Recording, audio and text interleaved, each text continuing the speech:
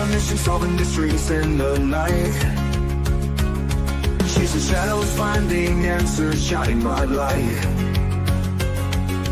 No one's left behind, in the darkness all alone. With a heart like a siren, she brings the lost ones home.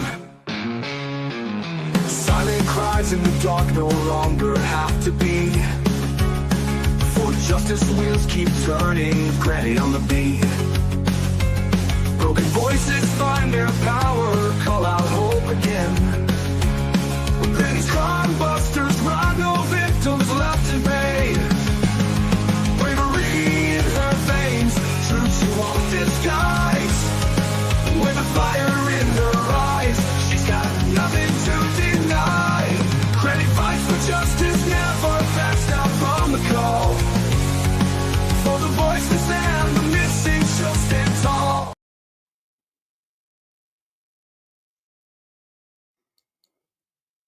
Hello, everybody. How is everybody doing tonight? Is everybody awake? This is the latest we've ever gone here.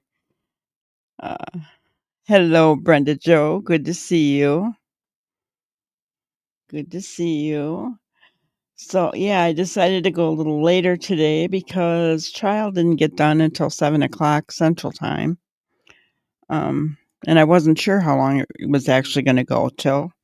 But yeah, it was around 7 o'clock Central Time that it got done. So, but it was very boring today, actually. So, I don't know. We're going to go over some other stuff. But the first thing I did want to go over is At Night just put out something. All right. Let me make sure you guys can see it good. Okay. I'll make it a little bigger here. Better? Okay. Public assistance sought to identify logo in connection to search for missing teenager Sebastian Wayne Drake Rogers, 16. April 8th, 2025. And if the person responsible for my son's disappearance is reading this, we're not giving up hope, but you still have a chance. You still have the power to let a child return home, to choose mercy, to choose humanity, to allow my grace to return to me. Seth Rogers, father of Sebastian Wayne Drake Rogers, 16. Henderson, Tennessee, we are requesting public assistance in identifying a logo printed on packaging material observed during an open source review and subsequent tip connected to the ongoing search for 16-year-old Sebastian Wayne Drake Rogers, missing since February 25th, 2024 from Hendersonville, Tennessee. Below is a detailed description and picture of the logo based on available information, carefully avoiding assumptions to ensure accuracy and prevent misleading the public. This is not classified as a lead. It is also not considered evidence. This is just a routine follow-up, which is one of many that we are currently processing. From Mr. Seth Rogers, father of Sebastian Wayne Drake Rogers. I recently received an image in the ongoing search for my son, Sebastian Wayne Drake Rogers. In this image, there is a visible bag, and on that bag is a logo. I need help in identifying this logo. Even though it may seem small in detail, it could be a possible thread of hope that may lead me closer to finding my heart. I am asking for the public to assist me in the goal of bringing my son home. With your insight, no matter how small it may seem, identifying this logo could be the key that we need. Please take a moment to look, to share, and to assist me. Thank you. I know the world can be confusing and this request may seem small, but everybody doing their part can bring Sebastian home. Everybody be blessed and stay safe. And if the person responsible for my son's disappearance is reading this, we're not giving up hope, but you still have a chance. You still have the power to let a child return home, to choose mercy, to choose humanity, to allow my grace to return to me. Here's what we need: the brand or establishment that's using the logo or at least a possible match, the packaging or product type they are selling, where they're located, city, state, region, or country. Please don't make this into a lead. We are just conducting a follow-up on the information. The logo is printed on a light blue rectangular label attached to a brown paper carrier bag. Why this matters: this logo may be associated to any establishment, organization, or facility in the United States, Mexico, Canada, using U.S. territories or other countries. Call to action: if you recognize this logo, please help us identify it by contacting At Night and Dog the Bounty Hunter via text. Call 844-922-3236 or email Sebastian@manhunts.one.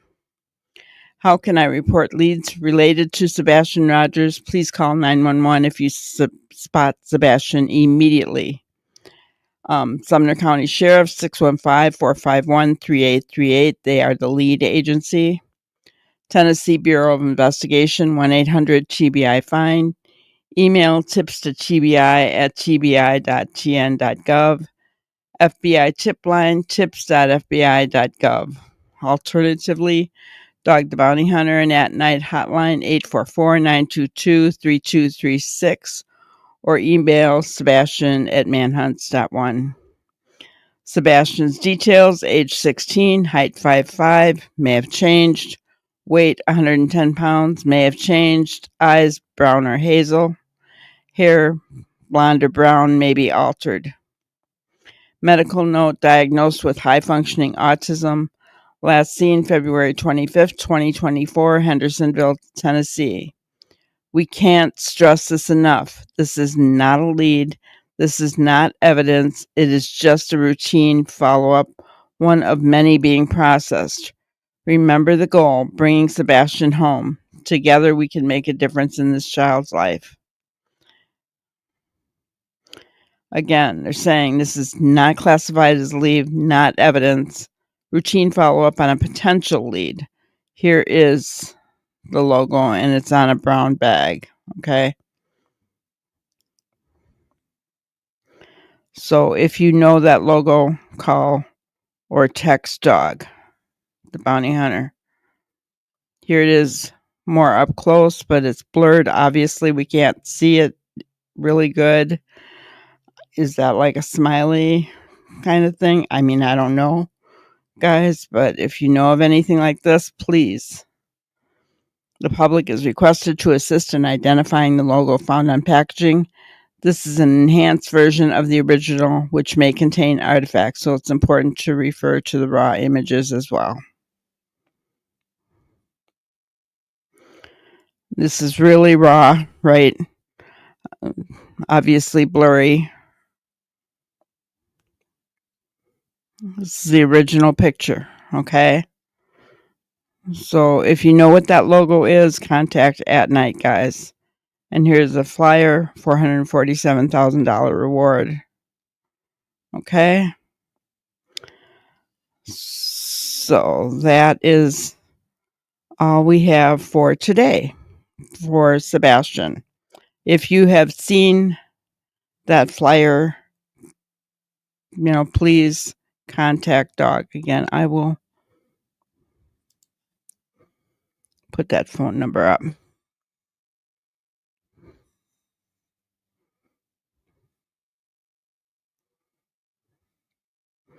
Okay, so call 844-922-3236 or email Sebastian@manhunts.one if you know what that logo belongs to. I myself have never seen it. I'll put it back up on the... So this is enhanced just to kind of make it stand out a little better. But it's not a lead. Okay, guys, it's just a follow-up on a potential lead. All right. So, Gonna try this again. Basically, the Lori Vallow trial today, they had, they finished up with another one of the firemen that were there, the EMTs. They talked about, what his job was as far as like administering CPR, that kind of thing, and protocol for all that stuff. It was really kind of a boring day. I kept ending up dozing in it. It was crazy. But then we had, they had one of the detectives on there, and he was in charge of processing the crime scene. And he was still on. Lori was doing redirect. So, again, just kind of what his job duties were, that kind of thing. One of the things that they did talk about was, the house and the layout, which I kind of found interesting. So this is just a screenshot of what they showed. So this is when you walk in the front door of that house, okay? Right in the middle there. I know you guys can't see my thing. So right in the middle, on the far left side is the 2-car garage and then a single car garage. And toward the back in the middle, you see where 2 doors open up. That is how you get into the house, okay? The living room with the mirrors, is where Charles was found, and you can see they have his body outlined there toward the kitchen area. You can see the kitchen, it has yellow countertops, that kind of thing. The bat is laying off to the left by the wall by Charles' body, okay? The others were, there was, one of the bullets was encased in the baseboard, and a couple of the casings were found as well. But I just thought it was interesting because, from the kitchen, you go down that hallway by the kitchen where that yellow counter is. There's a bathroom, and then there's 3 bedrooms. So that's where Alex came out of, where Tylee came out of. So that is how the house was laid out. I thought that was kind of interesting. Nope, we've got a couple people in the bushes here, but that's all right because they'll come and watch it after.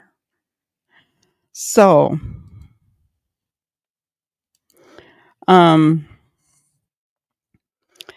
what I wanted to do then was show, the one big thing that I did get out of today's, I'll put that picture back up, out of today's trial was that both shots that hit Charles, he had to have been laying down when he was shot. And the shots came from somewhere near his feet. So, like, right in the opening of the kitchen area and the hallway right there. I found that interesting, guys, because I had thought the second one, the one that hit his abdomen, had, he was on the ground then, but no, he was on the ground for both shots. That is very suspicious, in my opinion. That talks of, I mean, was he pushed to the ground and then shot I mean, why was he on the ground? Right? So, I don't know. I just found that very suspicious today, so that was something that we did learn about. But let me present my screen, and I'm going to, hopefully we can do this.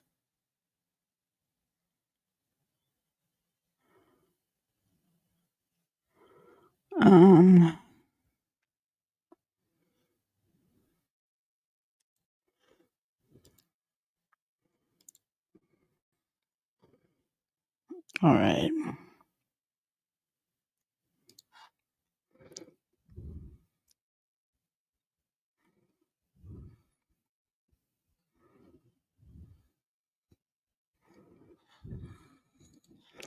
Okay. Where is your emergency? It's at 5531 South Four Peaks. I think it's Four Peaks Lane. I'm not sure. I'm sorry, you say you don't know the direction? I don't know the street name, if it's a lane or court. It's 5531 East, though? Yeah, or South Four Peaks. 5531 South Four Peaks in Chandler. Is that right? Yes. You need Yes. police or paramedics? Both. I'm in police and an ambulance. What's the emergency there? I got in a fight with my brother-in-law and I shot him in self-defense. Okay, let me get the medics on the phone. And is he hurt, or is he Can you hear it, guys? alive, or Yeah, there's blood. He's not moving. how long ago did this happen? A couple of minutes. Fire department, what is the address of the emergency? 5531 South Four Peaks. And is that a house in Chandler? Yes. And your phone number, please? 480-351-9120. And just repeat the address to confirm it. 5531 South Four Peaks. And what is the emergency? I shot my brother-in-law. Okay, what part of his body is injured? In the chest. I'm sorry, where? In the chest. Okay, is he awake and responsive or unconscious? Unconscious. Okay, is he breathing? I can't tell. Okay, are you willing to go over to him and check? Sure. Okay, do you just let me know if you see his chest going up?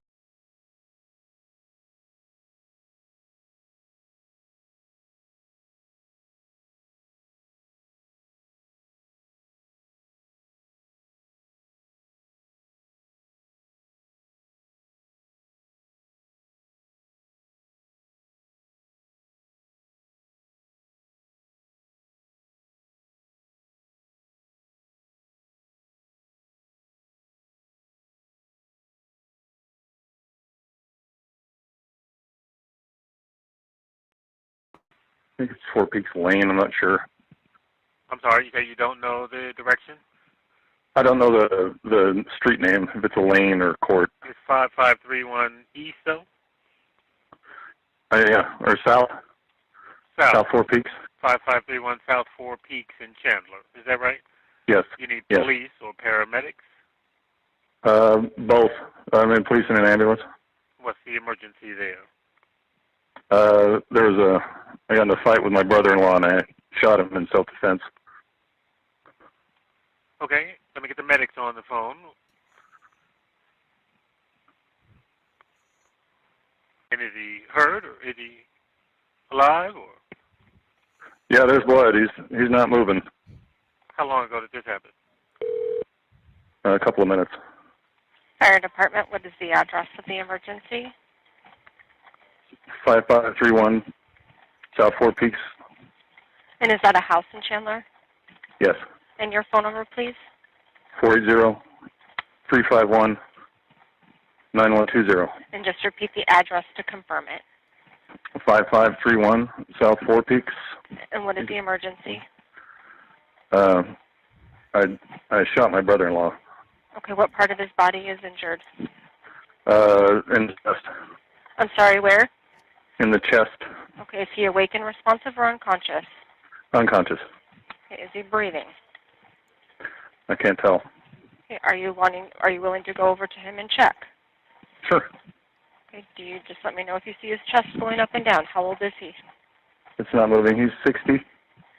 Okay, and are you wanting to start CPR? No, I don't know how to do that. I can walk you through it. Okay. And what I want you to do is you're going to put one hand in the center of his chest. Yeah. The other hand's going to go right on top of it. Okay. You're going to interlock your fingers, keeping your arms straight, and you're going to press down hard and fast into his chest. You're going to go 2 inches down and fairly quickly. 1, 2, 3, 4, 5, 6, 7, 8, 9, 10. Making sure his chest goes up between each compression. Where's the gun now? It's in the other room. Okay. PD, we're going to stage for you. Okay, thank you. Okay, just keep going with those compressions. PD, did you have any other questions? Yes, what's your name, sir? My name is Alex. Last name is Cox, C-O-X. And where are you in the house now? In the living room. And where is the gun? It's in a bedroom.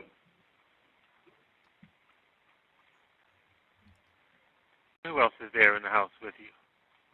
Just me.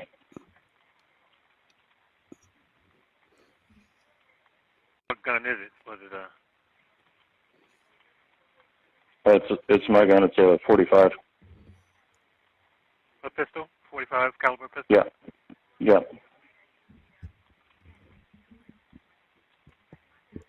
What's his name, your brother-in-law? Charles Vallow. His last name, I'm sorry? V-A-L-L-O. Vallow. V like Victor or G like George? V like Victor. Okay. Well, police and medics are on the way to help you. Thank you. Are you still doing, chest compressions with him? Yes. Okay, just keep pushing down hard and fast in the center of his chest.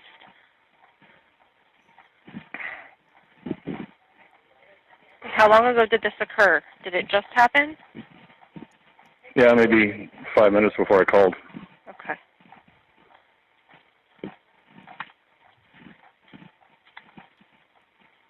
Just make sure you're still pressing down at least 2 inches into his chest, and it comes up with each compression. 1, 2, 3, 4, 5, 6, 7, 8, 9, 10. 1, 2, 3, 4, 5, 6, 7, 8, 9, 10.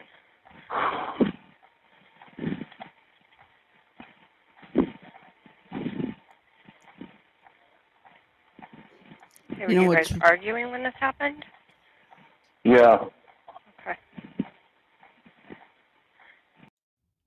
What's really funny here, guys, is they said on the stand yesterday that he never did the compressions. She was counting them out for him. He never did them because the ribs didn't break. There was no compressions left in his body, which would have been. And there was no blood on his hands or any, like bloody paper towels from him. He said he washed his hands, and they did find a little bit of blood on the kitchen sink, the faucet, but no paper towels or anything like that. To wipe his hands, no towels, nothing.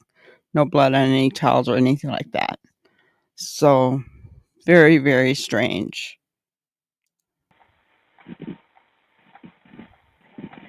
And you said there's nobody else there, just you and him, correct? Correct. Okay.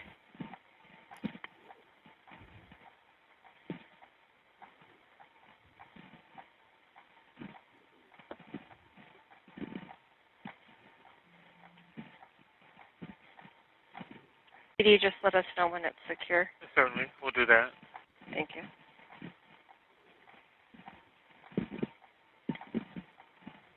And was he armed also, or just you, or what happened there? Yeah, he came at me with a bat. Anyone been drinking or doing drugs or anything today, or no? I don't know, but I've never seen him that enraged before.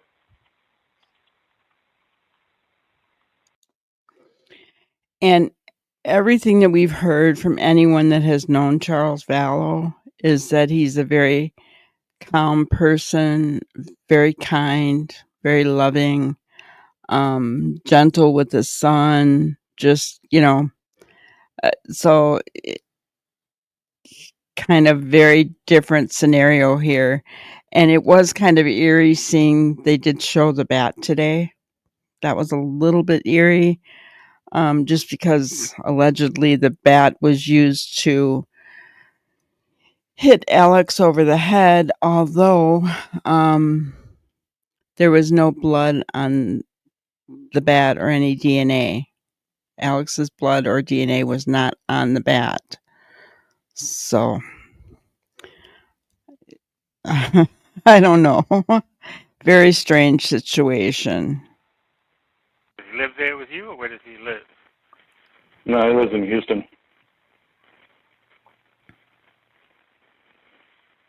He's married to your sister. Is she? Where is she? Correct. No, I think she's taking her son to school. Okay. Questions? You still doing that? Is see anything? Any response from him? He's not responding at all. Okay, so if he was pushing down hard and fast, by this point when he was talking to the police, he would have been out of breath, right? I mean, it was obvious, and they knew when they got there that he hadn't done it. Not to mention that he didn't call 911 for 47 minutes after he shot Charles.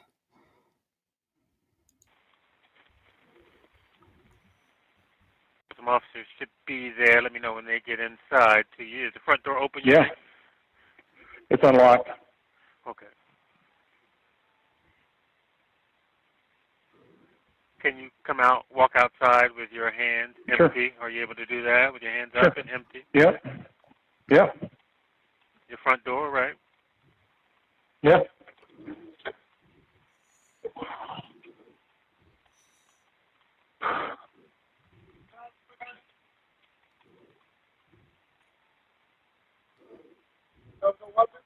No weapons on me. Yep. Yep. Yep. No one else is in the house. Have a seat right there. Yep. Get FD in here. Yeah. Have a seat. Yeah. Got some ID on you, sir? Let me see your hand real quick. Yeah. I get some photos of that.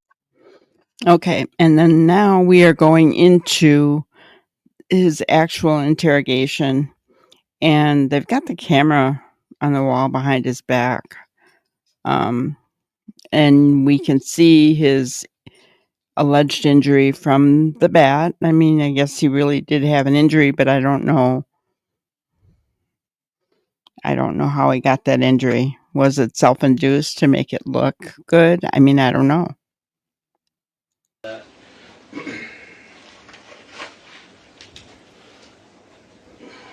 It's starting to, how does it feel right now?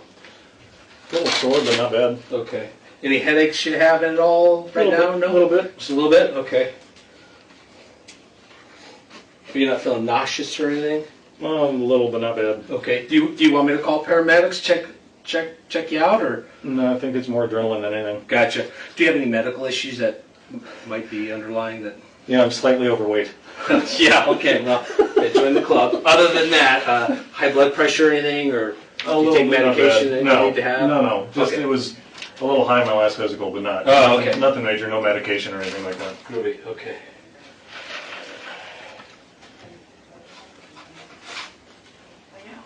Hey, Rob, if you don't mind hanging tight. Do you need another water or are you good? Oh, you got one? I got an extra. Perfect. Thank you very much. I'll be right back, Rob. Yep, all right.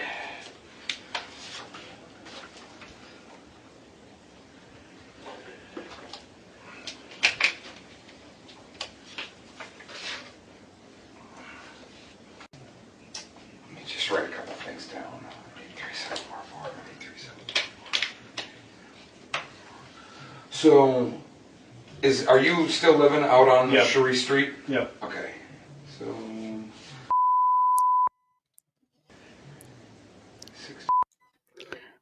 So those beeps are when they're blocking things out, guys. There's nothing I could do about it. I did skip certain parts where he's sitting by himself, where they weren't doing anything, just so that we could get the whole interview in.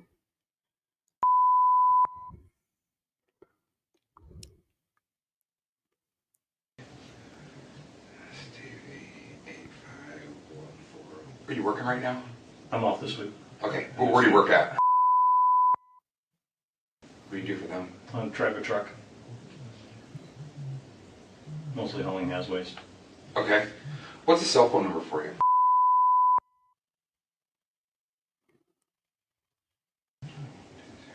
Okay. What about Soch?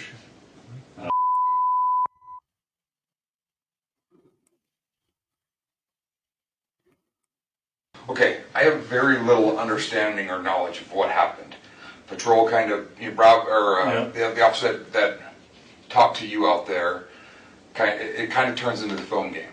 So, you know what I mean? When they go, yeah, this is what he says, but they're kind of rambling through it real fast. And same with your sister. Your sister's name is Lori or Lauren? Lori. Lori. Lori? Okay.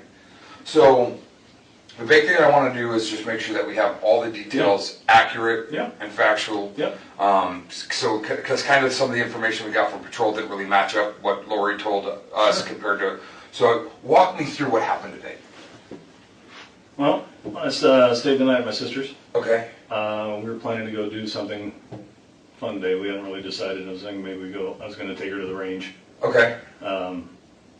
Or go do something. Okay. I don't know, take JD to some water park or movies or whatever. So I stayed there last night, and then this morning Charles showed up. And I don't know what started it. And Charles is your brother-in-law. He and Lori are married. Yes. Okay. So he showed up. He was following her and yelling. And then I got between them. And then Tylee came out with her bat. And I had separated them for a minute, and then my sister walked around me there in the living room. And then Charles was following Lori and yelling, and Tylee told him to get back. She took her bat like that and shoved him, and he took the bat away. And I said, "What are you doing?" And I got between them, and then he hit me, and I just went down. And when I got up, he was still yelling, and so I went into the bedroom where I was staying and grabbed my gun. I came back. Okay. And told him to put the gun down, or the bat down. And he came to me and was saying, "What are you gonna do?" Like that, and coming to me with the bat. I said, "Put it down." He wouldn't. He came at me. So. Okay.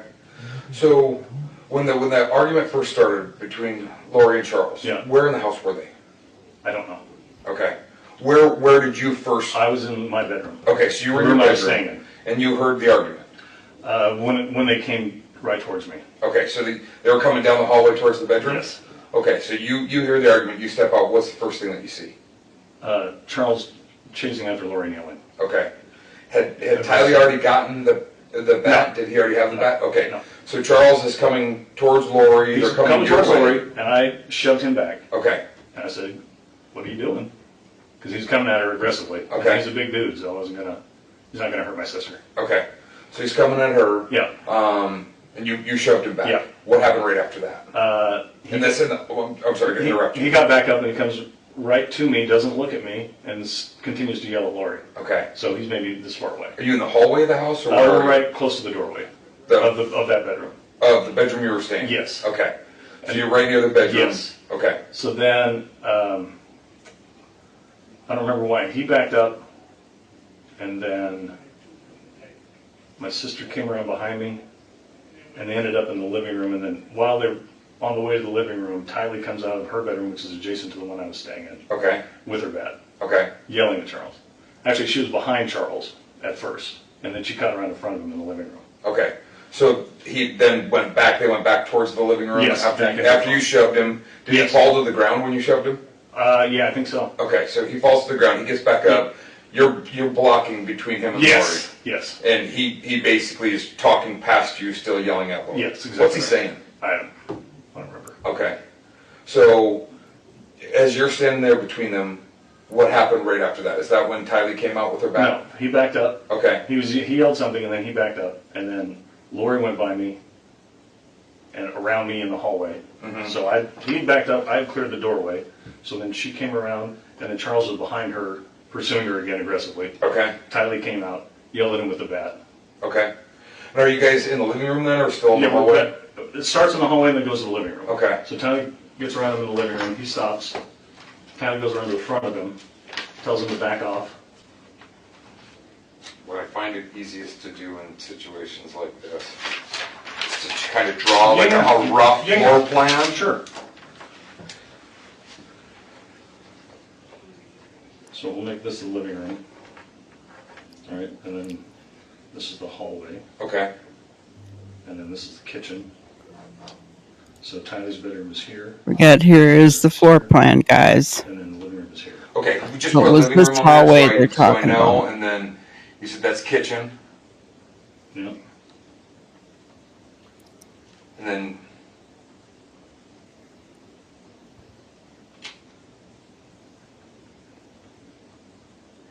So the doorway's here. okay. Is this area of the house where all of this incident was focused Yes. at? Okay. Yep.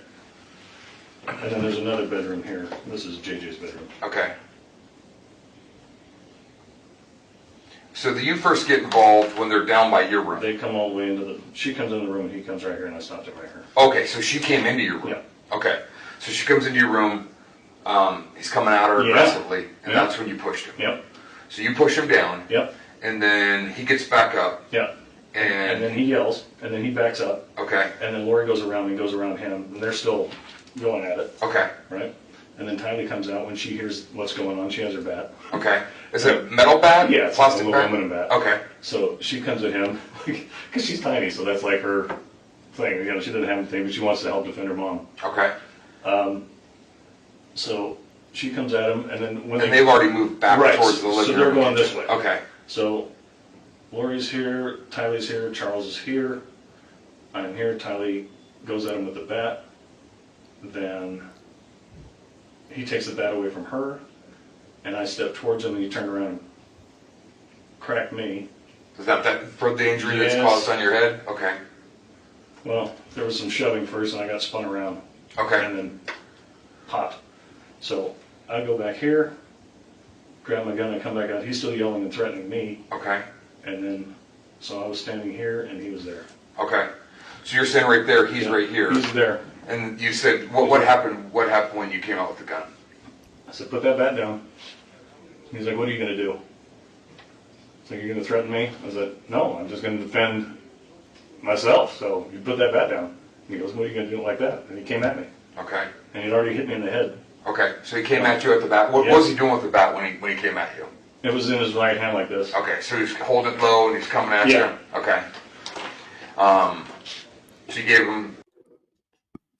Guys, Charles was left-handed. So he said that he came at him with the bat in his right hand. Charles is left-handed. Now, my mom was a left-handed person, so if she was going to be using something to defend herself or to go after somebody, it's going to be in her left hand because that's her dominant hand, right? Just like, I'm right-handed. It's my dominant hand, right? So you're not going to go at somebody. I mean, I certainly wouldn't use, I'm right-handed. I certainly am not going to use my left hand to try and hit somebody with a bat when that's not my dominant hand. It's not my strongest arm. Well, I did break my wrist, so it's hard to tell. But I'm just saying, you're going to use your dominant one, right?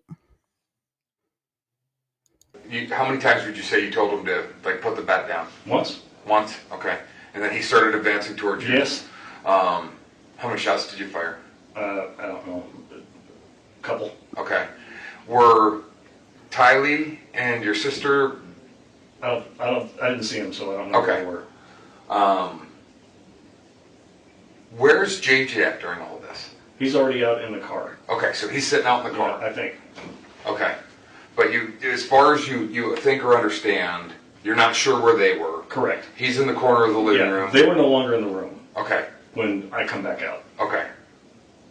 So they're out of the room, so Yeah. it's just you and him. Yes. And he basically comes at you with the bat. Yeah. You tell him to put it down. Yeah. He's threatened, like, Yeah. what are you going to do about it? Yeah. And what'd you tell him? I didn't say anything. He's coming at me, and I'm holding the gun. Okay. If you're going to attack someone with a gun, you got to be ready for the repercussions. Yeah. So I just want to make sure because Yeah. he basically, you had said earlier that he had the bat. Yeah. And he's asked like, what are you going to do about it? Yeah. And you had already told him to put the bat Yep. down, and then he just came at you Yep. and you shot him. Yep. Okay. And you're thinking a couple times? It was more than one shot. Okay. So more than one shot. What kind of gun was it? 45. Okay. What make? It's a Springfield XDM. Okay. So it's an XDM 45. Yeah. What type of ammo were you carrying in? Do you know? Just standard. Like full metal jacket? Yeah. Target shooting? Okay. Yeah. So you fire a couple times. Yep. You don't know where they're at. They're gone. They're gone. What happened right after that? Right after that, I went to the kitchen and rinsed my hands off because I had blood on the back of my head. And then I went back into the room and... Well, he's probably telling the truth there because there was blood on the faucet, but what did he use to dry his hands or did he not? Right? Because there was no towels, no paper towels in the trash, in any of the trashes anywhere. No towels, not even in the laundry room, nothing. So no blood on anything. Put the gun down and grabbed my phone and then went back into the kitchen and called 911. Okay. And then that is a lie because he didn't call 911 for 47 minutes. He called Lori twice before he called 911. And it amazes me how people don't, how they lie because your phones can be tracked, people. You know, I don't get that. I do not understand that. Phone can be tracked. You can tell who you called. And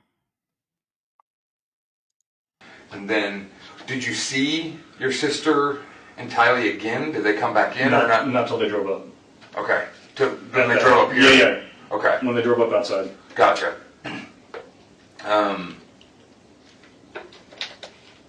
What's going on with Charles and Lori? I mean, does he live there? No. Okay. So where's he living now? He lives in Houston. Okay. For work, or are they separated, or? Separated and for work. Okay. So both. How long have they been split separated? up, January. Okay. So 6 months or so, 6, 7 months. Yeah. He's had some pretty erratic behavior since that split up. Okay. He came and threatened me and Tylee at my house. I don't remember in February or March or whatever. Okay. And there was a little confrontation though, from mostly between Tylee and Charles. Were the police involved in that one? No. Okay. No. I was just supervising to make sure that he didn't hurt her. Okay. So,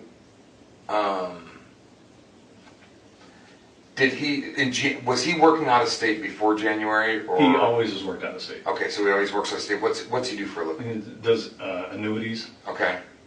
So, what was he in town for today? Does he come into town often, or? Occasionally to see JJ. Okay. Is he JJ and Tylee's dad? He's JJ's dad. Well, actually, he's Charles's nephew. He's his niece's kid. JJ is? Yeah. Okay. And she was a meth addict, and they adopted JJ. Okay. So they adopted JJ, Yeah. but Tylee is not? Not his. Okay. So he would be a stepdad, I guess. Okay, so stepdad. When's the last time he's been in town, or when's the last time you've seen him? Last time I saw him was at my house in February, March. Okay. Was he here last night? Did you guys have any interactions with last night? No. Is there any history of domestic violence between Lori and Charles? Not physically that I know Okay. So, how old is Charles? of. 60, maybe? I don't know. Okay. How old's your sister? 44 or 5. Okay. Is it sad that I don't know? I have to do the math. Don't worry about it. It's hard enough remembering my own age. Right. Each birthday, you're like, that didn't happen. After 45, who cares? Is there anything else that you could think of that I didn't ask about that I need to know? Guys, what do you think of his demeanor? He just, not even an hour before this, shot a man to death. His own brother-in-law. He's laughing and joking about birthdays. He's got blood running down the back of his head, and he's laughing and he's joking. I mean, now keep in mind, this is July 19th, right? And by December, he was dead.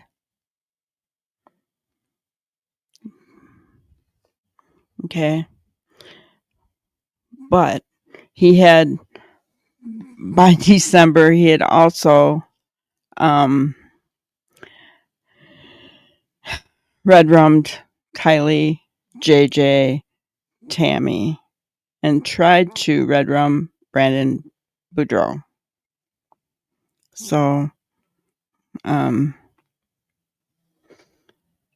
very strange person, in my opinion. It's one that can sit there so nonchalantly talking about birthdays right after he red-rummed, shot somebody twice.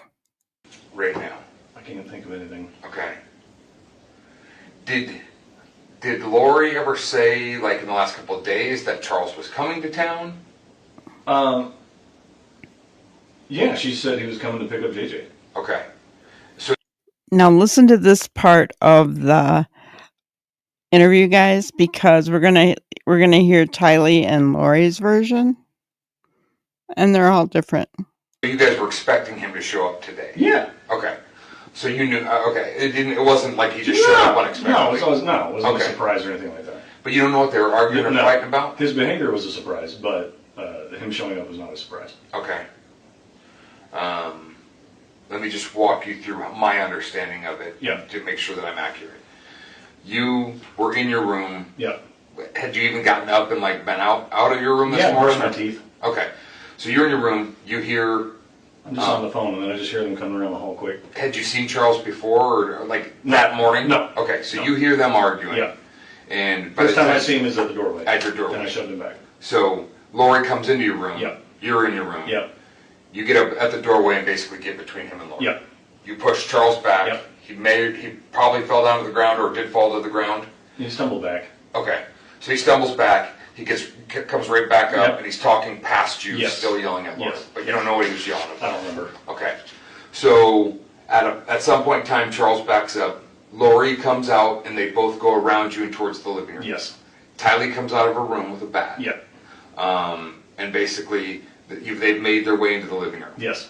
So Tylee pokes her dad in the bat. In the front, in the In the chest. front. Okay, so Or stomach, she's yeah. come around this way. Yeah. Okay, so she's come around. So this is Tylee, and that's Charles. Okay, so she pokes him in the bat, Yeah. or in the chest with the bat. Yeah. You know how many times about, or Just once, and then he grabbed the bat. So he grabs the bat and takes it away. You come towards him. Yeah. And then what happened right after that? He shoved me and spun me around, Okay. and then cracked me in the back of the head. Cracked you in the back of the head. He Yeah. hit you one time? Yeah. Okay. So you go back to your room. I stumbled forward, and then I went back in there. Did you fall to the ground when you got hit with the bat? No, my head bounced. Okay. So you go back to your room, Yeah. get the gun, Yeah. come back to the living room. Yeah. Now, Tylee and Lori are gone. Yeah. And, It's just me and Charles in the living room. okay, and Charles, what's he doing again? He's got the bat, Okay. and he's looking at me, and he's going, And I told him, I said, Charles, put that bat down. And he goes, what are you going to do about it? How were you holding the gun when that happened? Holding it right Okay, at so him. you're pointing it at him. Yeah. You tell him, Charles, put the gun down, Yeah, or put the bat down. Mm-hmm. And what did he say? He's like, what are you going to do about it? Okay, And then comes at me. okay. And then you fire a couple times. Yeah. But you're not sure how many. You know it was more than one. I'm pretty sure it was 2. Two? Okay, 2 shots. Where were you aiming on his body? Just center. Okay, so you're pretty sure 2 shots center mass. Yeah. He falls to the ground. You don't see Lori or Tylee anymore. Correct. You go to the kitchen, grab a rag for your head, Yeah, toss some paper towels and wash my hands off. and then go back to your room, put the gun down, Yeah. grab your phone, Yeah. come back to the kitchen and call in. Yeah. You or where does he live? No, he lives in. Whoops. So he says that he grabbed paper towels for the back of his head, but no paper towels were found, right? None were found. I think we went too far.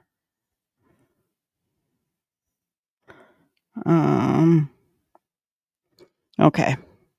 Were Tylee and your sister, I didn't see him, so I don't know Okay. where they were. where's JJ at during all this? He's already, What happened right after that?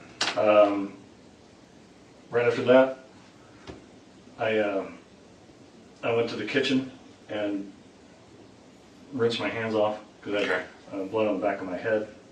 And then I went back into the room and put the gun down and grabbed my phone. And then went back into the kitchen and called 911. Okay. And then, did you see your sister and Tylee again? Did they come back in or not? Not till they drove up. Okay. Then they drove up here? Yeah. Okay. When they drove up outside. Gotcha.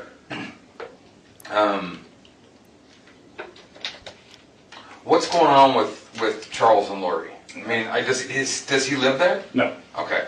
So where's he living now? he lives in Houston. Okay. Each birthday, you're like, that didn't happen. After 45, who cares? No. You tell him, Charles, put the gun down, Yeah, or put the bat down. Mm-hmm. And what? Okay. You're pretty sure 2 shots center mass. Yeah, He falls to the ground. You don't see Lori or Tylee anymore. correct. You go to the kitchen, grab a rag for your head, Yeah, toss some paper towels and wash my hands off. and then go back to your room, put the gun down, Yeah. grab your phone, Yeah. come back to the kitchen and call in. Yeah. And here's the thing.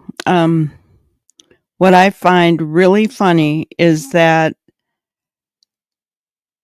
even after listening to all this and to Tylee and to Lori, and their statements didn't completely match up, guys. They closed the investigation as self-defense until Lori was arrested for the red rooms of her children and Tammy Daybell, and then they saw things on her phone from the iCloud that referenced Charles' death and planning it. So, really kind of funny there. This next one is a little bit hard to watch because it is Tylee. Tylee was red rummed by her mother. Alex. Because of her mother, Lori. So, and then buried in her mother's new husband's backyard. She was dismembered and burned in the fire pit. So it's, basically, this was July. I think they said September 17th was the last day Tylee was seen. So let's move on.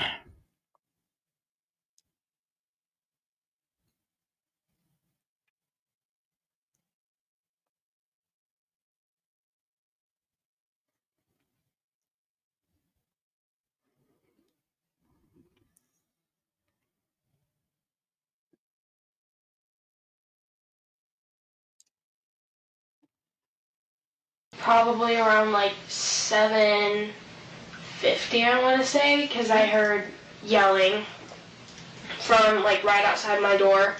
I don't even know where, but I immediately like jumped up, and I have a baseball bat because when I was living at my uncle's by myself, I just wanted something to like feel safer, and I'm not old enough to get like pepper spray or anything, so I was like, okay, I'll get a baseball bat. So I have that. So your bedroom, you said that right outside your bedroom door, and I didn't go in the house, so I'm at a little bit of a disadvantage. So what is your bedroom door open to? My bedroom door open, so the room that my uncle was staying in, the room that's kind of like the guest room, if my room's right here, that's right there. Okay. And then my little brother's room, and then kitchen's kind of back here, so it's like a little hallway, and then right here is kind of where everything happened. Okay. Like the big, you walk in and... Like big great room, kind of living room? Yeah, right now it just has mirrors up because my mom wanted the dance room, so yeah. Okay. Kind of unconventional, but... Hey, whatever makes you happy, it's your guys' house, so... Right, so yeah, I immediately just jumped up and I grabbed my baseball bat and I opened the door, and it was my stepdad, you know, outside the doorway, and then my uncle kind of in the doorway, and then I could hear my mom behind him, and he was just screaming at both of them, like, I don't even know what he was saying, because honestly I was just too, like wired, I guess. So I told him to take a few steps back. I was like, you're too close, you need to step back, and he was like, don't tell me what to do, and I just kind of just stood there, and then my uncle kind of moved out of the way, and then my mom kind of went past him and into like the big room where everything happened, and so I walked with them, and then I So they were more in the hallway? Yeah, they were at like the end of the hallway basically, and so my mom walked all the way around, and he kind of followed them, and I just kind of stood. My uncle was like right here, and then my stepdad right here, and then me and my mom were kind of right here. And I didn't do anything with the baseball bat, I kind of just held it there, and he was getting really close to my mom, so I kind of stuck it out like between them, and they were both just yelling, and he was like, if you hit me with that baseball bat, you're going to go to jail, and I just kind of stood there with the baseball bat, and I didn't really say anything. When you said they were yelling, who was yelling? It was mostly my stepdad. Okay. Well, he was really the only one, like, yelling. My mom was kind of, like, responding, but I honestly couldn't tell you what they were saying. It was kind of just, like, all jumbled up in my head. And so I just kind of stuck the baseball bat out there, and then he just grabbed it and tried to take it, so I held on to the end, and then eventually I fell, and he kind of took it into his hands like he was going to do something with it, and that's when... So when you fell, he ended up with the bat? Yeah. Okay. And so I fell to the ground, and then my uncle kind of like, I saw him take a step back, so my uncle, I think, grabbed him and kind of took him back so he couldn't like do anything. You saw your stepdad like take a step back? Take a step back, because he was really close to begin with, and then and so my mom said to go with JJ, and so I ran out the door, and then I kind of just stood there with my little brother. He was in the front seat of the car, and so I just kind of opened the door and just stood there, and like, he was trying to get out, and I was like, no, we have to stay in, and I was like, oh, like, I told him, like, do you want to go in the Jeep? And then he was like, no, and then I realized that my car was blocked in, so I couldn't anyways. I was like, okay, like, just stay here, and then eventually my mom came out, and then we left from there. Okay. Yeah. Do you know what happened inside of the house? Has your mom kind of explained it all to you? I just kind of asked her, like, because I heard a noise, which I know what it was now, but it sounded like, because I knew that the baseball bat was in there, it sounded like someone, like, took it and hit it really hard against the floor. Okay. And so I was kind of like Al's okay, right, because that's my uncle, so I just wanted to make sure that, like, my stepdad didn't do anything to my uncle and stuff, and so she was like, no, like, Al's fine, like, we're just going to take JJ to school, and I was like, okay, so I just got in the car, and then we went to Burger King because my little brother wanted breakfast, which was chicken fries for some reason. Okay, I do dinner for breakfast all the time. Breakfast for dinner and dinner for breakfast. So, to kind of back up a little bit, so you had talked about your stepdad, when you put the bat out, your stepdad was coming towards your mom. Can you describe to me a little bit better kind of what was going on there? Like, is there a reason you put the bat up?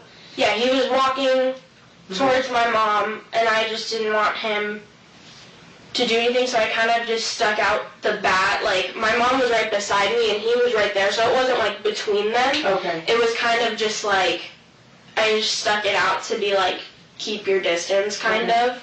When you say you didn't want him to do anything, what did you think he was going to do? Hit her. Okay. Yeah, it's, for the most part, been pretty, like, mundane, but there have been a few, like, violent times with him when I was really scared that he was going to hit me or hit my mom, like, just because everything was kind of crazy. Me and him have always kind of not gotten along, like, just since I was little. And so there have been a few times that we've gotten in fights and stuff like that, and so, so I'm just kind of always scared of that. Yeah. Yeah. And then, so that happened, and he grabbed the bat from you. So kind of tell me that again real quick. So I kind of stuck it out, and this is when he was like, if you hit me with that baseball bat, you're going to jail, and I didn't say anything, because I'm like, okay. And so I'm holding it by, like, the end of the bat, like, the place where you hold it, and so he kind of took it, and I kind of, like, lunged forward and kind of lost, like, my footing. And so my mom was like, just let go, and so, I kind of, like, slipped and I fell, kind of on, like, my side. Okay. Yeah, and then from that, my mom said to go to the car, so I just got up and ran out the door. Okay, did you see, when you fell towards your side, did you see what he did with the bat? No, I wasn't really looking in that direction, because from where I fell, the door was kind of more in my line of vision, because I fell looking this way and the door was, like, right there, so I didn't look back. So he was at a different line of sight than what you were looking at? Yeah. Okay. And then at some point you saw him kind of take a step back, and from what you're saying, and tell me if I'm wrong or not, you didn't necessarily see your uncle pulling back, but it seems like that maybe... It seems like he wouldn't have taken a step back on his own, so it's more of an assumption than anything. I didn't see him physically take him back. And does that make sense based on where your uncle was at that time? Yeah, he was behind him, because he wasn't on this side with me and my mom, so he was behind him. Okay. Because that's kind of just the order where everyone walked out. And when that happened and then your mom told you to go, did you see what happened with your stepdad and uncle? No. Okay. And then once you went outside with your brother, you never came back inside? Oh, I went to go get my mom's purse from inside so that we could have, like, her wallet and everything, but this was all happening, like I said, like, in the bigger room right here, and so I went through the garage door, and so the garage door is right here, and then there's, like, a little hallway, and then this is kind of where everything is, and then this is my mom's room. So when I went in, I kind of, like, just tuned everything out, ran to... Okay, so what she's saying, if you look at the garage here, on the far left, and at the the bottom of the picture, you can see that there's a garage door leading into the house. Lori's bedroom was a master bedroom, so she didn't really have to,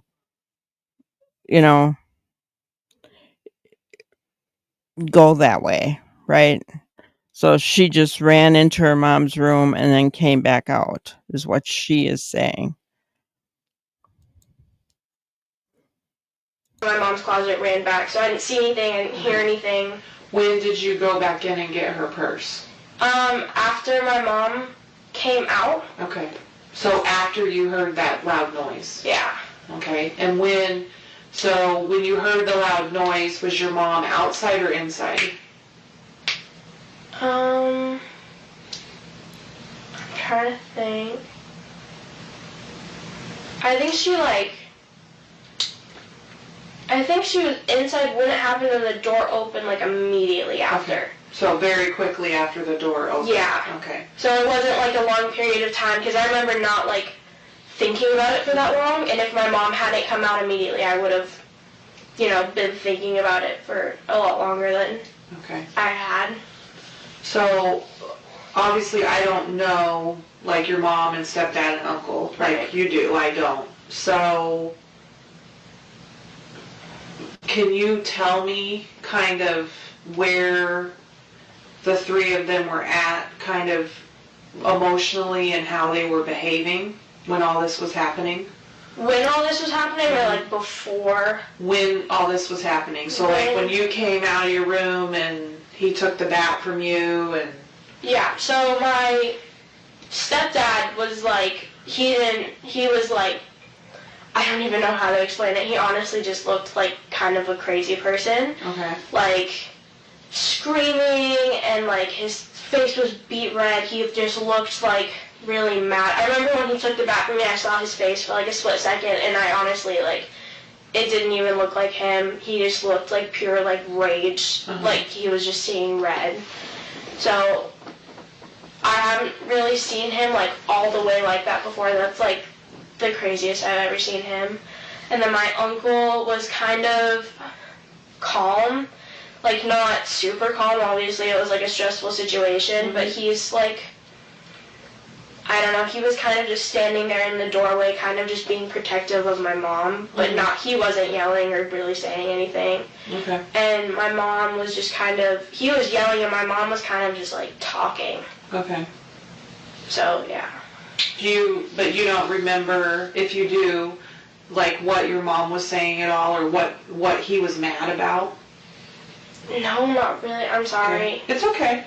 Honestly, like we're talking about something that probably happened over 2 seconds of time. So. Yeah, honestly, it feels like 2 seconds and 40 minutes at the same time. Yeah. So I don't remember what they were really saying. I just kind of heard yelling over everything.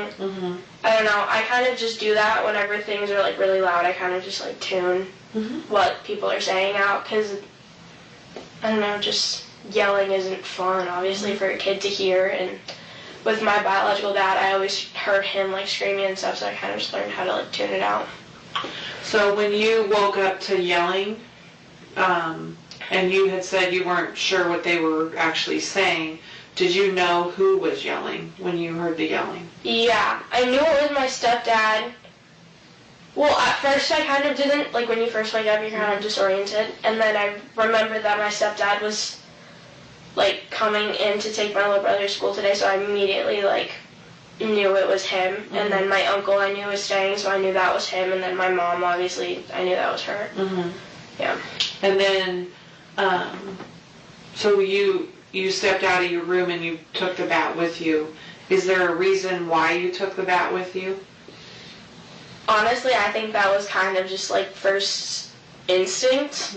Like obviously I didn't ever hit him with the bat or anything like that. It was kind of just for like security, I guess, to know that I had it. I didn't do anything with it. In hindsight, I probably just shouldn't have brought it out at all because it caused more trouble. But it was kind of just first instinct, and it was right by my bed. So I kind of just like jumped. So now Alex said that she did shove it into his stomach, into Charles' stomach. She said she didn't touch him. But I find her demeanor funny as well, too, guys. I mean, she just witnessed a horrific fight. That's always hard on kids, right? Almost sounds, I don't know. I don't honestly know. I don't understand how calm she is, right? But let's move on to Lori.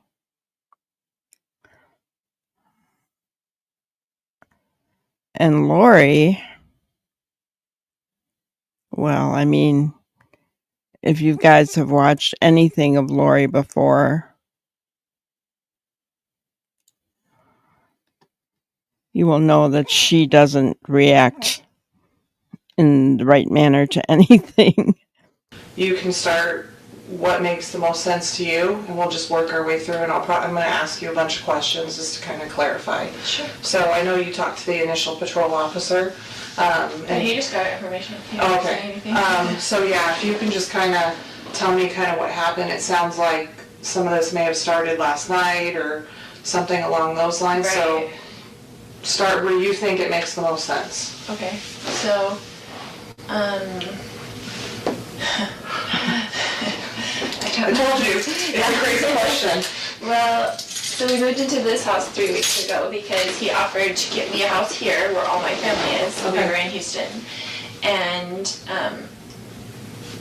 so he's like, we had decided to separate or whatever. So he's like, well, I'll pay for a house for you and for JJ and whatever, because he's all about JJ. He's never about Tylee, but he's all about JJ. Because we adopted him together. He's Okay. his great nephew. We adopted him as a Okay. baby. And so we adopted him as a baby, and so we've been raising him together. And he travels all the time for business, so he's used to just going back and forth. So he's always gone like Monday through Friday. So he came when we first moved in and brought me stuff from Houston, like a U-Haul, and then he hasn't been back. But it's all these threats on my phone all the time, you know, like whatever, all these things. And then he told me... What kind of threats? Just...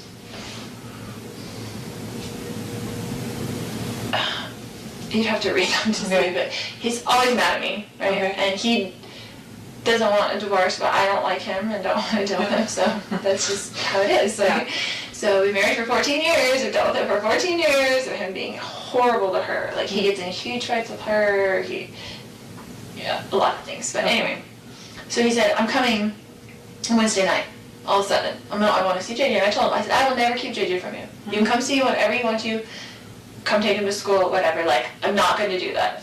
So when you initially moved, he had said he was going to buy you a house, so you moved here with your... Yeah, he was going to rent us a house. And so you moved... All my family lives here. So we lived here for a long time. Okay. And then he moved us to Houston. Okay. And we were there with my son. He was out of school. He didn't have any of his, like, services, his DDD, his anything. He, like, ripped him out of school and said, we're moving. Okay. And I didn't go with him at first. And he took him.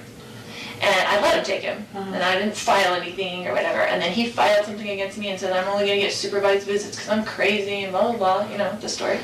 And so I just didn't talk to him for like 30 days and let him take care of him and let him see what I've been doing for the past 7 years, because men need to do that. You know, I have 5 kids, I have grown kids, I have grandkids. Like, okay, you're going to threaten me, but you're not going to let me see my child without supervised visitation? Okay, do it for 30 days and see how long it lasts. You're begging me to come pick him up. Yeah. Which he did.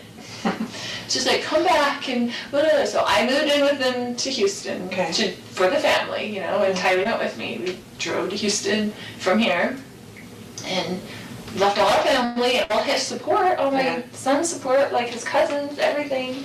And we were there, and I enrolled him in school there. I tried to start all his services, and it takes forever. Yeah. You know, it takes so long to get that done. There's no easy transferring. There's no easy transfer. You start from the beginning. It's a totally new thing. Yeah. And he didn't do any of it in those 30 days. So he just had gone without services, without even applying. And I'm like, do you even realize? Because he didn't ever do it in the first place. I did it. Long story. I'll keep it short. He hasn't been here in a couple weeks since we moved in. He came. He was very nasty when he was there, but he travels for business. So he went back to the Houston house, and he's like, I'm coming on Wednesday night, and I'm going to come pick up JJ and take him to school Thursday, pick him up Thursday, take him Friday, whatever. And I said, Casey wanted to come to the house, and I said, you can't come stay at this house because you can't get along with Tylee. She's a minor, and she has to live here. Yeah. So, because he gets in huge fights with her, and she hates him. And so I'm like, you can't stay at the house, so I will book you a hotel, because he stays in hotels all the time because he travels for business, and the business pays for it, right?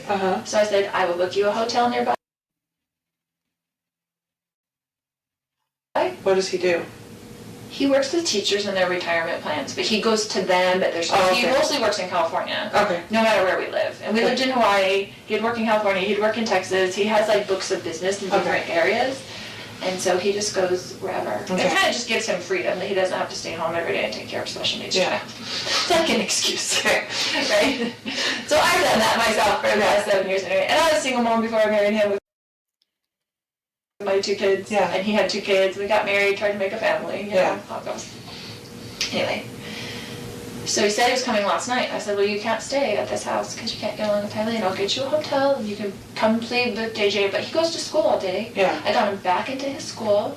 His services, I met with the DDD yesterday, and they finally are getting his services back. But we're paying $125 a day to have him back at school because he's so out of his routine. He's been a nightmare on the floor, kicking stuff, hitting stuff, walls. Like, he just ripped him out of his life. Yeah. So, anyway, just how he is because he only thinks about himself. So.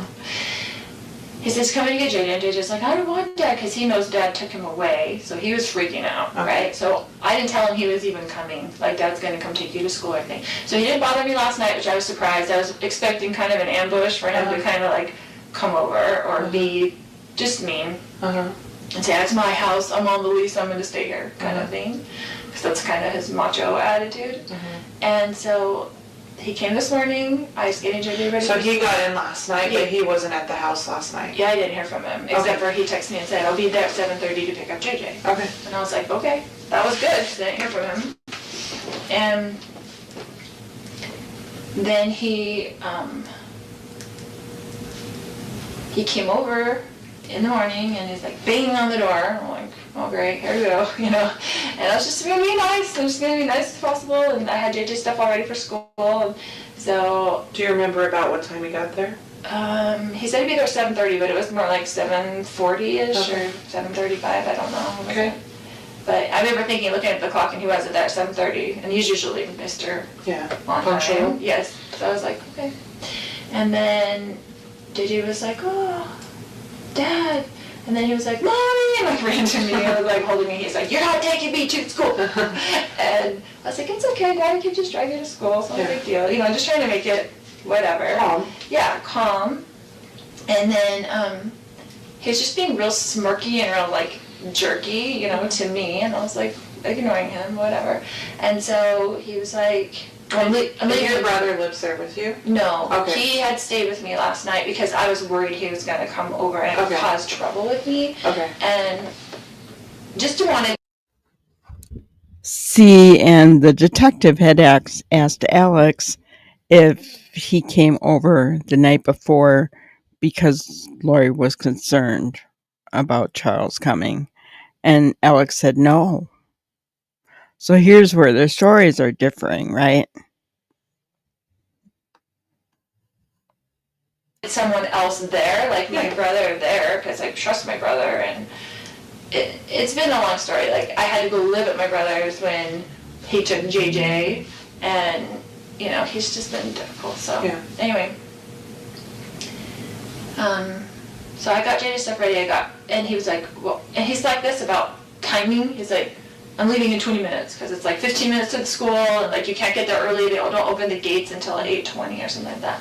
And I said, well, why don't you just go now? I don't want him in the house. I'm like, why don't you just go now and take him to Burger King, because that's what he likes for breakfast. And he's very particular about food. Like, he wanted chicken fries for breakfast and a Sprite. Like, and I just get what he wants, because if you don't get what he wants, then it's like on the floor screaming, dragging him into school. Like, and he's big and he's heavy and it's hard for me to handle. But anyway, so I said, just go. And so he said, okay. So I gave him a backpack.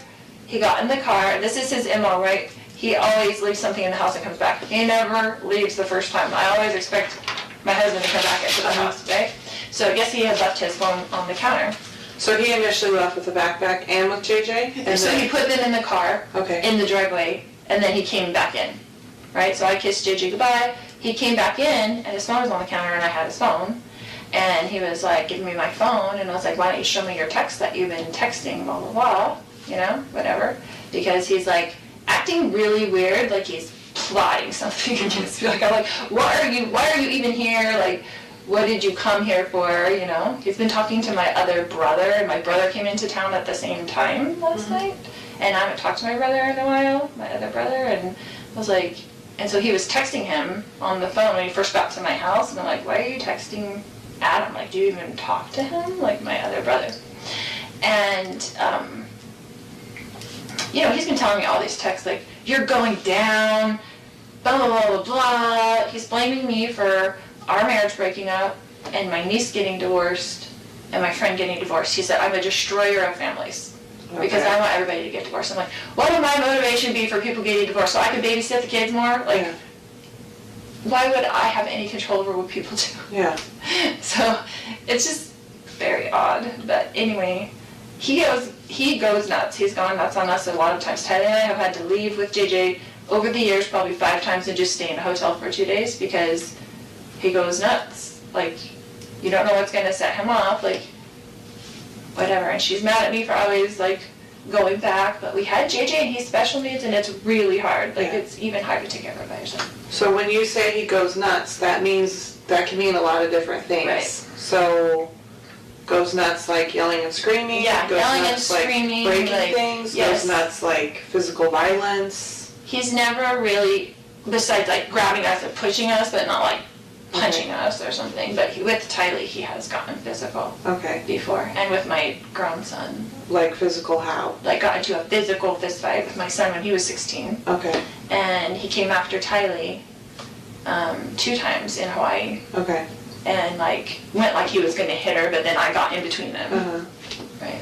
How old was she when that happened? Probably 13 and 14. Okay. So I would really love to hear from his boys, right? You know, as far as, because everything we've heard about Charles is that he's, you know, other than what Lori says, is that he was a kind, gentle man, you know, so to hear this, you know, you got to wonder what's true and what's not, right? I'm not negating it all. I'm just saying that Lori's track record isn't the greatest, guys, so I don't know whether to believe her or not.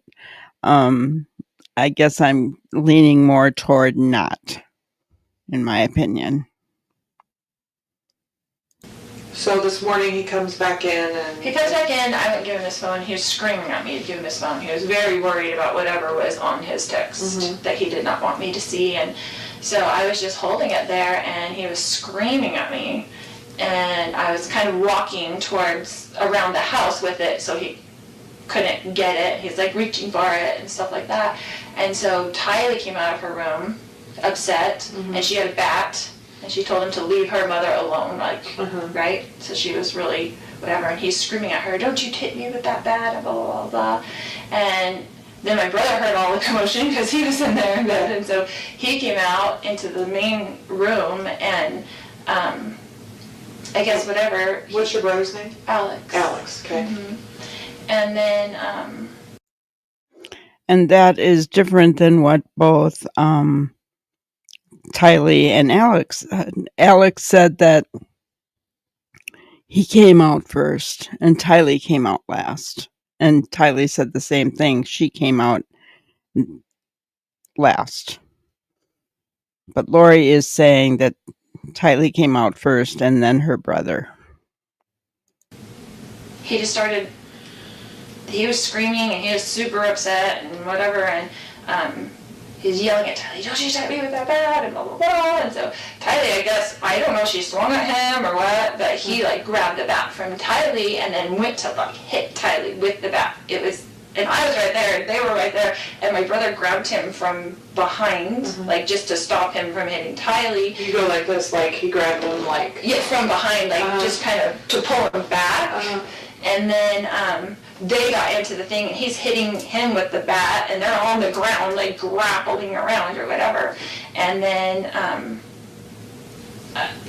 it was all and he quickly. And he hit your brother with the bat while they were grappling and stuff? Yeah, yes, he was hitting him with the bat, like swinging the bat, back and forth, and they were kind of like on the ground, and I was like freaking out trying to go around, knowing JJ was in the car, right? And so then he got up and he had the bat like this towards me, and I was going around the other side to try to just get out of his range where he couldn't hit me. And then I had told Tylee, because she was on the ground, because after he took the bat from her, she fell back. And so I told her, I was like, go get in the car with JJ. Like, I don't want JJ coming in to the house, and I wanted her out of the way. I wanted the kids out of the way, whatever this fight was going to be. And then, Do you remember what your husband or your brother were saying or yelling during all of this?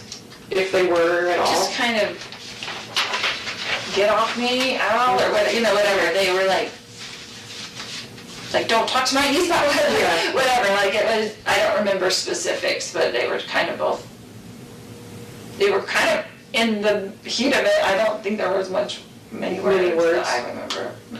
So Tylee goes outside. Yeah, she was outside. And then what happened? Then they got up from that, and my brother had stepped back, I guess, and then Charles was coming with me at the back, yelling at me to give him his phone still, because I had it in my hand. It was all really quickly. And then when I went around kind of in the circle, then my brother was there. When you said when you were going around and he was coming at you with the bat, how was he holding the bat? Just like that, backwards, almost in one arm. Like he was swinging it backwards? He would have done like he would have swung it backwards at me, not frontwards. Okay, yeah. He was a professional baseball player. Okay. So it wasn't a good idea for Tyler to get out of that. Probably not the. I mean, he played semi-pro when he was young. Yeah. But, and then I was kind of turned around, and we were all right there in that room, except for the kids had been outside by that time, and I heard the gunshot. And so you heard the shot? Did you actually see the shot, or did you just hear it? I had gone around to the kitchen to get away from him, and so back around. So I don't know if he went in the house. I didn't, so I'm a little bit of a disadvantage. Yeah, so I didn't see the shot. I heard it, and then I came back around and I saw that he was on the ground. Okay. And was freaking out. Yeah. And so I was just freaking out, and it just went into mom mode. I'm like, I've got to go to get JJ to school. I've got to get to the kids. I just felt like I got to get to the kids. And so I just went outside and to see if they were in there okay. I didn't want them coming back in the house when all that was going on. And got JJ in the car, and he was trying to come in. And Tylee was looking at me with the crazy eyes, what just happened. And I told her to get in the car and we're going to take JJ to school. And I just left. But she doesn't say anything about sending Tylee back in to get her purse. And from what we've heard, she had not only Charles' phone, but his wallet as well. You came back in and you saw him on the ground. Where was your brother? Did you see him where he was at? Yeah, he was right in front of him. Okay. It all happened very quickly. I feel like I was there because I was right there, and a second later. I just went around the kitchen to get away from him. Did your brother say anything to you at all? Do you remember? No, we were both just in shock. Okay. It was just I didn't say anything. I went out with the kids just to check on them first, and I was going to come back in maybe, but I didn't. I was like, I just have to get him to school and call the police and come back, whatever. Did anybody say did you or your brother say anything at some point about calling the police or calling 911? Do you remember? Yeah, he called me. Okay. And he said, are you taking JJ to school? And I said, yeah, we need to call the police. And he said, okay. Okay. So you... See, so he called her, but he didn't tell police that he called her. He told police he called 911 right away. And it was 47 minutes before he called 911. She left and she took them to Burger King, and then went to school. The gates weren't open yet, so they went to Walgreens because her and Tylee had left the house barefooted. And she bought flip-flops for the two of them. And then took him to school and then came back. So stories were a little bit off. most of the main story was accurate. So I believe that the main part of what they said did happen. But these are things that are going to come out in this trial. Right now, they're doing the nuts and bolts of it. They're talking about the evidence that was found. They showed the bat today.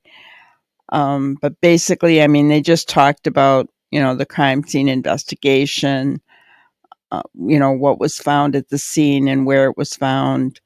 They did show this picture. I'm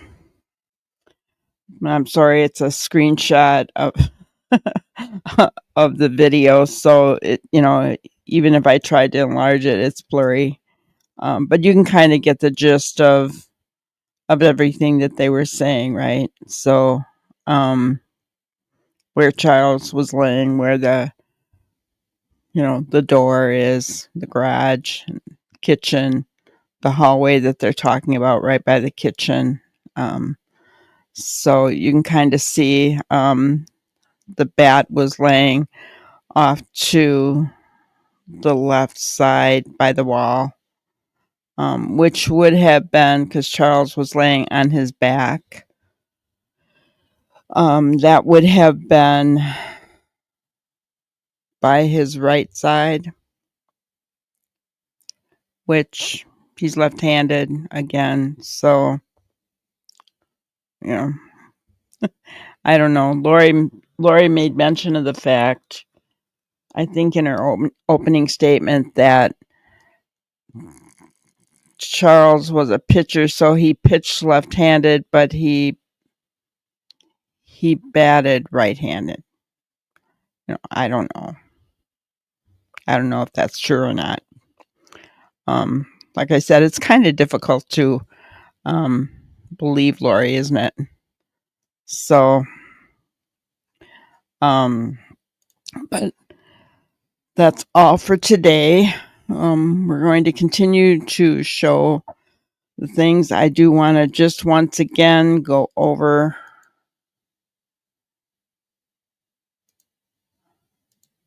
this logo. If you know it, if you know where it's from, guys, please, this is in regards to Sebastian Rogers' case at night. It's not a lead, it's not evidence, it's just a routine follow-up that they're trying to figure out. Call at night at 844-922-3236 or email sebastian@manhunts.one if you know where this logo is from. Okay? They're just trying to pin it down, doing some investigative work to see if it could be a lead or could tip to a potential lead, that kind of thing. But so if you know where it is, where it goes to, what business, let them know. Okay? All right. So my grannyism for today is, when one person suffers from a delusion, it is called insanity. When many people suffer from a delusion, it is called a religion. Kind of funny, isn't it? Considering what we're talking about today. When one person suffers from a delusion, it's insanity. When many people suffer, it's called a religion. Kind of scary thought. But that's all I had for you tonight, guys. I want to thank everybody that was here, and I want to thank those who are going to be watching after the fact. Appreciate you guys, and I hope you have a wonderful day. Thank you for watching another episode of Granny's Crime Busters. We really appreciate each and every one of you. Don't forget to subscribe and like and even share the content. You can follow us on any of our other social media platforms at YouTube, Twitter, Instagram, Facebook, and TikTok. We really appreciate you guys, and you can also email us at granny'scrimebusters@gmail.com. Thank you so much, and we will see you on the next one. Thanks, guys.